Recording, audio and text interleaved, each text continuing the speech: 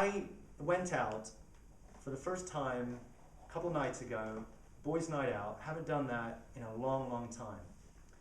And I went out and was suddenly, it's almost like for 3 years, I've been teaching in London, doing spiritual stuff for 3 years in London, and for 3 years, I've been kind of like in a sanctuary.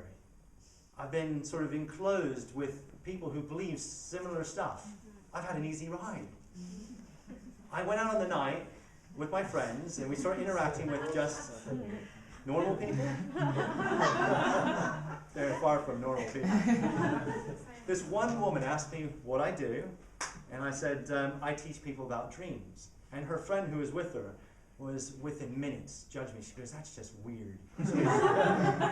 I said, you dream every night. You know, how is it weird wanting to learn about, it's just weird. It just sounds strange to want to sort of put, something toward, no. And it was like, what? Are you kidding me? And then, the crux, this was beautiful. We stayed out so late, had to get a night bus on the way back. I haven't been on a night bus in a while, so I thought, that could be fun. And so, there's one guy that was staying overnight at my place, and we got on the night bus, and we were traveling back, and I started to explain this Hawaiian shamanistic practice to him. I always mangle the name, Hunu or something like that.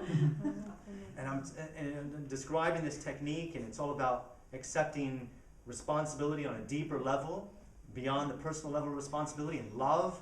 And suddenly some guy in the back goes, stop talking shit. Not one of you tonight has said, stop talking shit. I challenge you to say, stop talking shit. So anyhow, this guy's sitting in the back, I can just hear him, stop talking shit.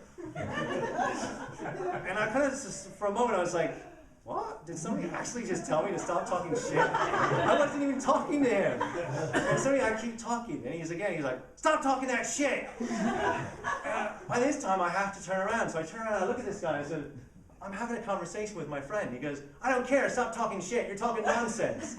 Nobody wants to hear your nonsense. And I was for a moment, I was like, okay, a part of me, this righteous part of me, kicked in, and I now had to be right. I said, this isn't shit, and I was talking about this process, and he said, I don't need to be healed. What did he say? He goes, no, something along the lines of, I didn't say we're all broken, but I said, something along those lines. He said, I don't need to be fixed. And I said, maybe you don't need to be fixed, but this is a private conversation. But it just kicks off a little bit more, and here I'm holding on to my need to be right, which I didn't need to do, and then he kicks off. He literally threatens me. And I'm thinking, fuck me, here I am talking about something very high vibrational. And somebody wants to kick the fuck out of me. It was beautiful. It was epically beautiful, because then, as soon as he got really great, he literally leaned forward, and he was like, he's a couple seats away from me, and suddenly my posture changes, and I'm like, it's like, I'm holding on to this need to be right, or not even shut my cake hole. I could just shut up at this point. But now, a part of me is coming up. What's really being triggered now is I was mentally bullied as a teenager. Nobody physically bullied me, because I was always, tall and whatnot, but I was really extremely lanky. I mean, I was like a rake thin stuff. And people used to mentally bully me. I got it a lot. And he was triggering me being mentally bullied as a child, as a teenager. And that suddenly kicked fuss up in me big time. And so it literally got to the point where I kept bantering with this guy, trying to sort of reason with him that, this is a private conversation, but no. So he stands up and comes towards me, and so I'm like, oh, fuck. So I stand up and go towards him, and we meet halfway and face to face, and I'm like, how did I go from a very loving vibration to this shit? Because I was becoming unbalanced. Okay, I practiced this stuff, but this guy picked up on some big stuff within me.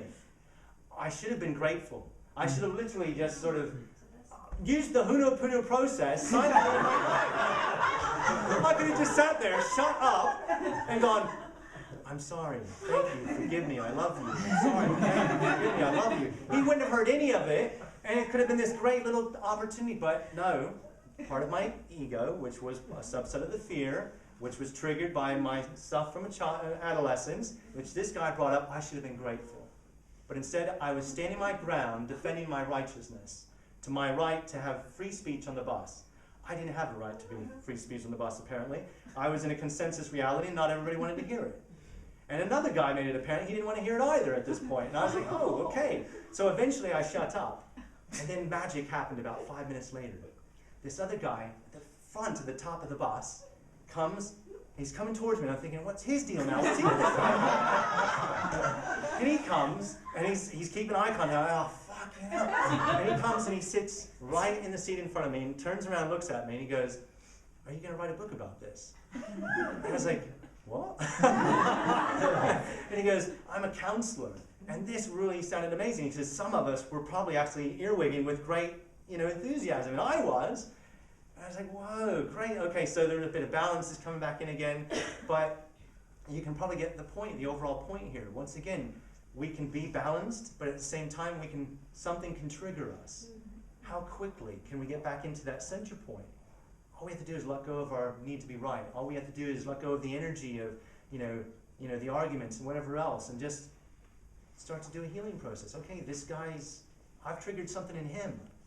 Maybe it was his father preaching to him or something. But something triggered in him, which then triggered something in me. And is it really going to be very effective for us pummeling each other on this night bus? Probably not. But I, with this idea, this Ho'oponopono process of being, sort of the bigger person, not even the bigger person, but we'll leave it there. It was a fun night. It was a real fun night.